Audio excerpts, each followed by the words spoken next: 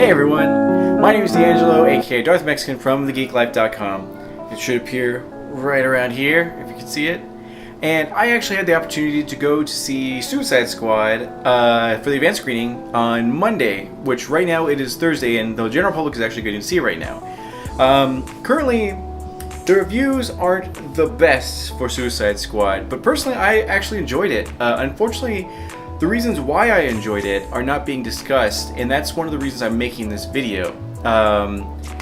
So I can understand that the Suicide Squad was not the best film in the world, especially compared to some of the Marvel films and all that kind of stuff. Its plot was very weak, and its characters were a little lackluster in certain areas. However, personally I think the aesthetics were really good, and the characters, at least some of them, were actually done very well. Like Harley Quinn was done really, really well. Joker I personally enjoyed, and I really hope that he stays in the rest of the DC universe, because I love the dynamic that they have with these very dreary, gray heroes, and then you have this very chaotic, colorful villain, which is really cool. I really like it. So I hope it stays. I know I have the unpopular opinion. Totally get that. It's cool. I'll take it. But one of the characters that actually really stood out to me that I want to talk about, because no one's talking about him at all, is actually this character right here. Bam! Diablo. Yes. Now, Diablo is a character that is kind of in the background for the film. He has the ability to manipulate and produce fire at a whim, which is really cool, and we've seen it from, Human Torch is an example. There is also, what is his name? Oh my gosh. I'll have to look it up. But, is it Adam? I don't think it's Adam. I can't remember. He's in The Flash. Oh my gosh, I'm spacing on it. It'll come to me. So for Diablo, we've seen him actually produce and manipulate flames, which isn't anything new to anyone who's read a comic book before. But the thing that really is cool is that he doesn't know how powerful he is, and it even says on his little sheet that you see in the film that no one knows what his maximum potential is. They just know that he turned himself in, and there's a fire, and that's it. Yeah. So one thing that really appealed to me. Okay. Sorry, I'm getting a little off track. When the character was first introduced, I looked at it and I kind of cringed, because a lot of times when Hispanics or Mexican Americans or Chicanos, whatever, appear on film, they're done in a very bad light. They're either the illegal immigrants who can't really speak English, and it's a huge joke that they're janitors or whatever, or you have the people who are cholos and vatos who are criminals, and people look down upon them, and they're there to just like mess everything up and get in the protagonist's way and all that kind of stuff. So when I saw Diablo on screen, I kind of cringed, because I thought, here's another Hispanic that's going to be kind of portrayed in not so good light. However, I was wrong, which is really cool that I was wrong, and I was really surprised, because in the film, when they get to his part, they approach him and say like, listen, we need your power. We know you killed a billion guys with one move, so we want you. And he responds to them and says, no, I've taken a vow of pacifism. I'm not going to raise my hand against another man. And that like spoke volumes to me, because for one, personally, I'm a Buddhist. It's my religion. I really enjoy it. I practice it, and pacifism is a huge part of it. So I related a lot to that character when he said, I'm a pacifist now. I can't do it. I can't.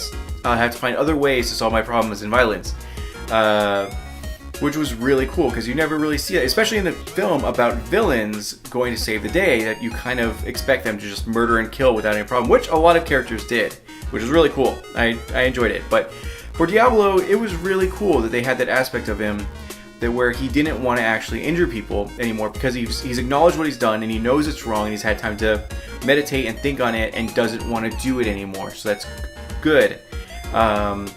In the film, when they were going on the adventure, it was kind of lackluster to see him, and they explain how powerful he is, yet he really just doesn't actually do anything for a majority of the film, which I can understand, because he wants to be a pacifist and everyone's murdering around him, and he just really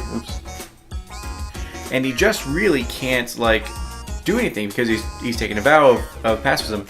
And then finally he gets pushed by Will Smith's character Deadshot to actually do something when their back is against the wall and they're going to die, And sure enough, he comes through and actually, puts forth his hand and annihilates all the enemies in the area, which is awesome. I'm glad.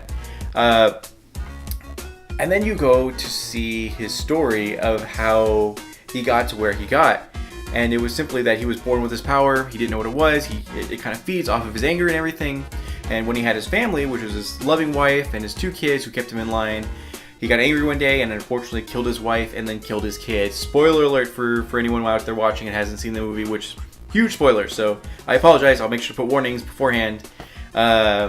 But that's the story, and he's so devastated by that he turned himself in. He got angry and he killed people in the yard for when he was at prison, and then he decided to be a pacifist. So that's like, dude, that's a really cool origin story.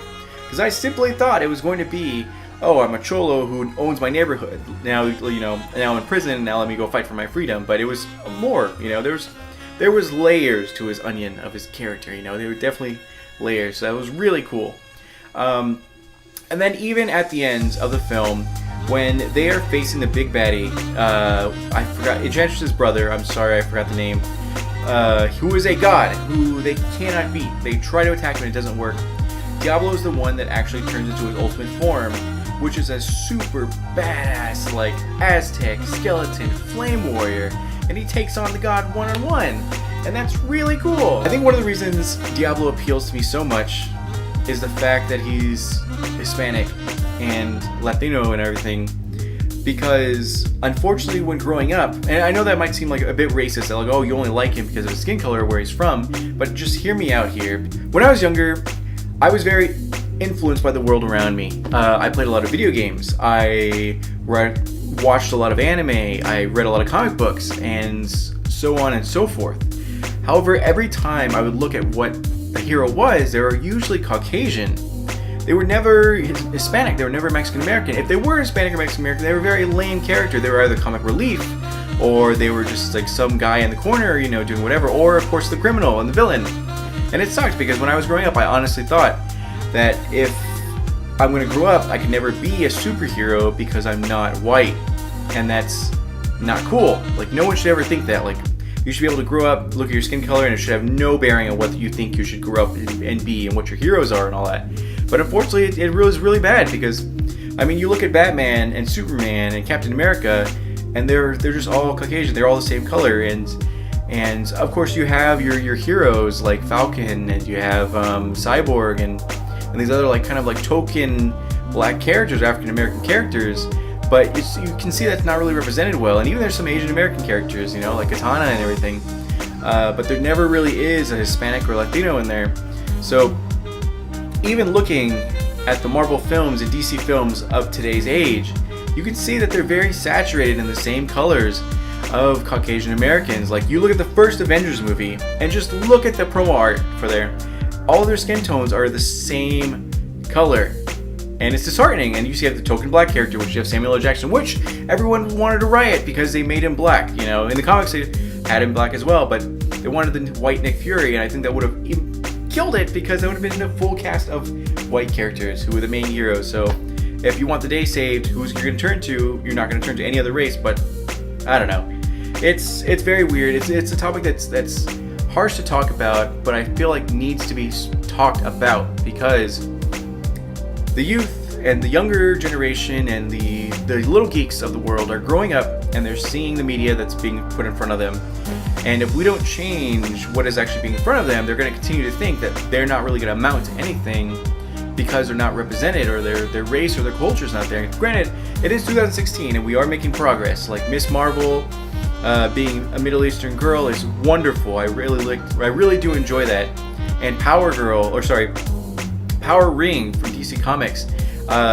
She's a Latina, I believe, and she's extremely powerful with her ring from Earth 3, which is amazing. It's awesome. Granted, I can see the problem that's put in front of us because you have these characters that are so beloved and so well known, and they were created in a time that was saturated in Caucasian American heroes. Like, no one would ever think of making a black hero or a Mexican hero or anything like that. They were all white heroes, and those are the ones that actually carried on through the generations that everyone knows. So I can understand why they can't just shoehorn in a race and be diverse. I totally get that. but at least trying to do something, to give us something, you know? So while I am disheartened by the fact that one of the first kind of major Hispanic characters in comic books, as far as the movies go, Diablo is one of the firsts.